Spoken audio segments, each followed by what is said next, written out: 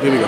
I'm here with Seth Mayhem Mitchell, getting prepared for his April 28th fight against Chaz Witherspoon up in Atlantic City at the Boardwalk Hall. Hey, let's go back a little bit. Let's go back to your high school days. You know, being a high school football player. Next thing you know, I guess that's like a leadership role, being a linebacker and everything.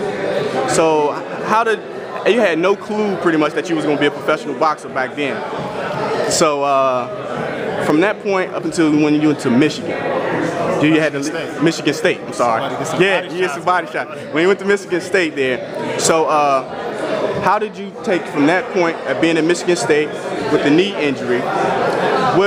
From when you got the knee injury, how did you feel at that point in your time as far as your career-wise with football? It was definitely devastating. You know, when it first happened, you know, I can recall, you know, sitting in my dorm room, sitting in my apartment, you know, at times crying, you know, thinking that, you know, it felt like the walls were closing in on me.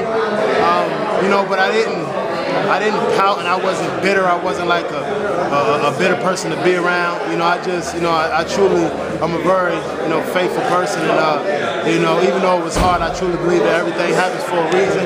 And you know, once I made my decision to, you know, let football go, I was at peace with myself. I talked to God. You know, I talked to, you know, people. I called back home to Maryland to talk to people and just, you know, let them know. I was actually ready to quit playing football about 15 months before I did, but once I had that talk with, you know, my Lord and Savior Jesus Christ, and you know, I was at peace with my decision. I walked into the office and I told my coach, you know, I'm done.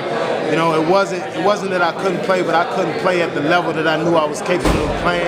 And the league was definitely, you know, out with my knee. So, you know, it was hard, but I got through it, and never thought about boxing, like I said, until I saw Tom Zbikowski have success. And, you know, once I saw that, you know, my competitive juices start flowing. My only thing was, how's my knee going to hold up to box? I know it's a totally different sport, so I gave it a try, and you know, my knee, you know, doesn't bother me at all. Besides, you know, putting some ice on it every now and then, or you know, taking some ibuprofen and Motrin. It's all good.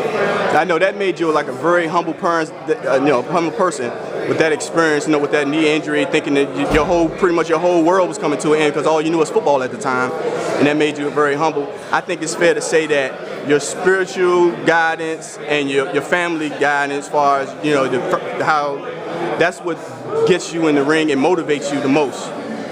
Definitely, you know, if you talk to people about me, I've always been a very humble cat. Very, you know, I always excelled in sports. When it comes to competing, I've always stood out, but I've never been a cocky person, always humble, and I think that's, you know, that's key to my continued success. You know, just me being humble, and people know that it's not a facade. They know that it's real, it's not fake, it's genuine. And so that's why I believe that I have the support, you know, that I have now. That's why I believe I have a lot of people that came to my open media workout. They didn't have to, and I truly appreciate that.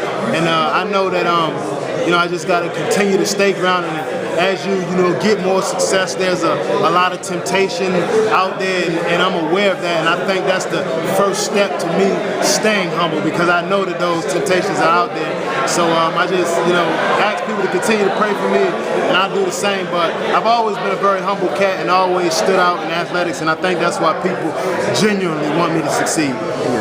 And that's a broad base for your success in boxing right now, with a record of 24-0 with just one draw, and 18 fights you have KOs or TKOs. So how do you fare as far as Chaz Witherspoon with maybe a 12-round fight? You think it'll go the distance, or you think how do you think that fight will out? I don't make predictions. You know, I don't go out there looking for knockouts. I just prepare myself in the gym, so the fight will be easier than training camp. You know, whatever happens is going to happen. You know, I'm mentally and physically prepared, and I trust my training, and I trust my God-given attributes. So on the 28th, you know, God already knows what's going to happen, and I'm just going to go out there and find out. Okay, so preparing for a fight and preparing for a football game, is it pretty similar in the dressing room at a fight? Not at all. Not at all? It's a different feeling. It takes a different man to step into this ring. You know, it's different than stepping on that football field with 10 other guys.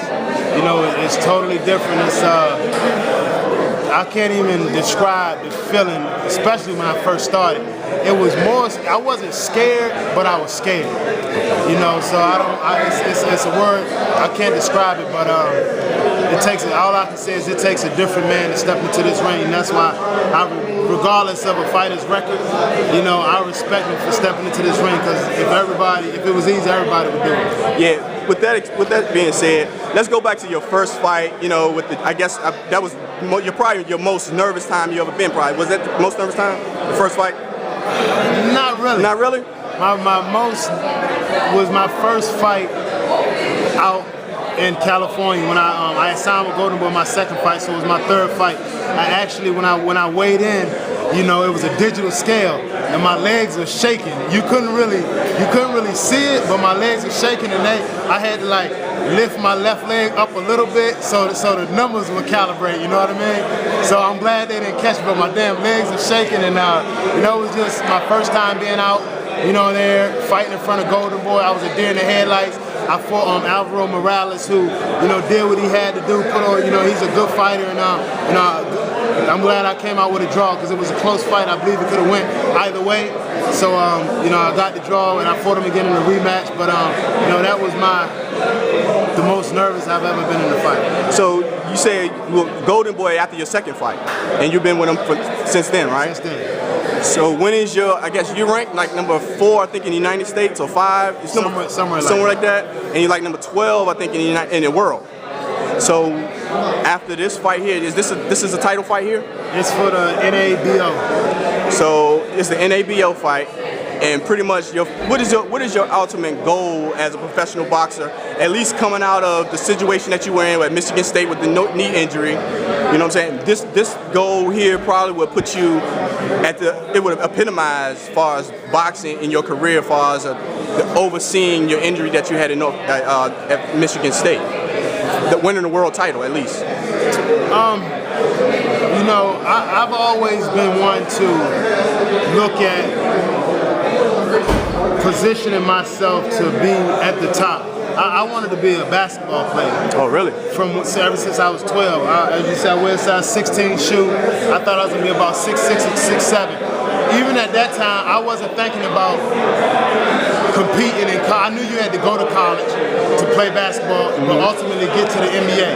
That's where my mind was at. When I played football, I wasn't thinking about competing and being the top linebacker in college. I'm thinking about the NFL, and it holds true to boxing.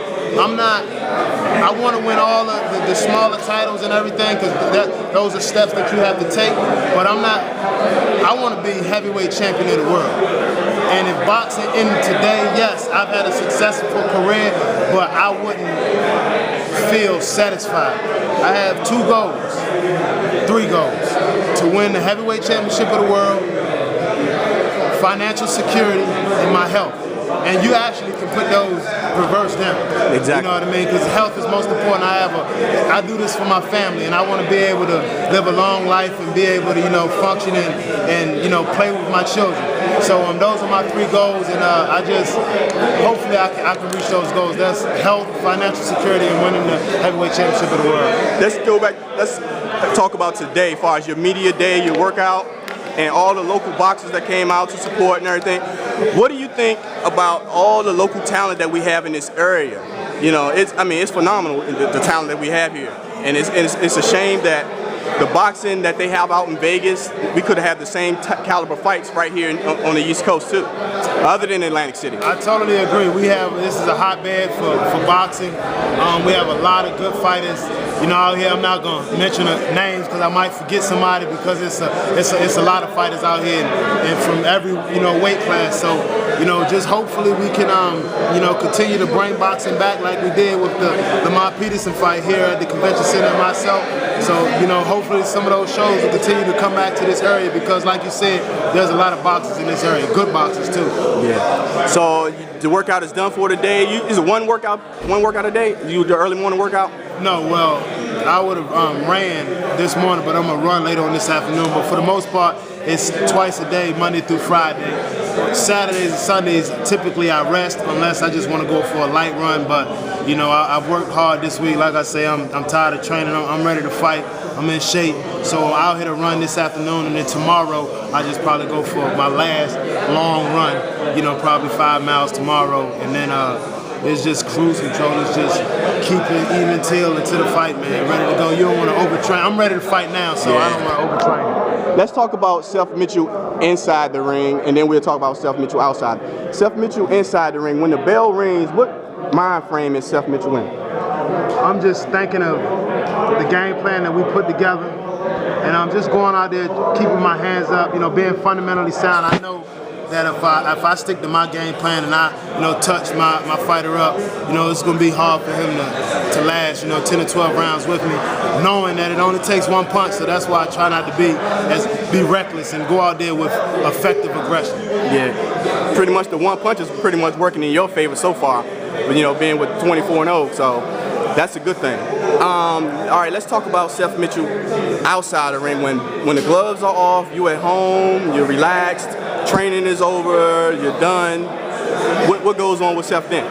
Family, man. You know, I don't do too much as far as I'm not a club person. I'm more of a get-together person. I had the boys over my house, so I'll go over their house. But just spending time with my 2 children and my wife, going over my mom's house, and you know, just things of that nature. Going to the movies, watching movies with my daughter. They pretty much, you know, keep me busy. I don't do much. I just, you know, spend time with my family and train. I'm grinding right now, man. It's you know, I can taste it, and I just gotta continue to keep scratching and keep clawing, and it's coming right now. The door is starting to open, and I'm just ready to kick it open right now. Yeah, notice you're a very humble guy. You know what I'm saying? Spiritually, I guess your spiritual mind and your mindset as being a man, as far as family man and all that, that keeps you humble and knowing what you have to do to take care of your family. Is that true? Absolutely. You know, my children didn't ask to be here. You know, that was a decision that my wife and I made, and it's my obligation to take care of them to the best of my ability. And right now, you know, that's through boxing, and that's, you know, by not cheating myself, I won't cheat them. You know, out of, you know, having some of the things that I didn't have growing up. You know what I mean? So that's just my main focus and my main motivation is them. You know, when I'm outside running, I'm thinking of them. You know, when I'm in here sparring, you know, I do all that for my children, for my family, for my inner circle. So, you know, that's all the motivation I need. It's not about me. I'm gonna be fine. You know, I can go out and I'm a good enough guy. You know, I know a lot of people. I can go find a job, get a job. I can, you know, take care of myself. But it's not about me. That's great.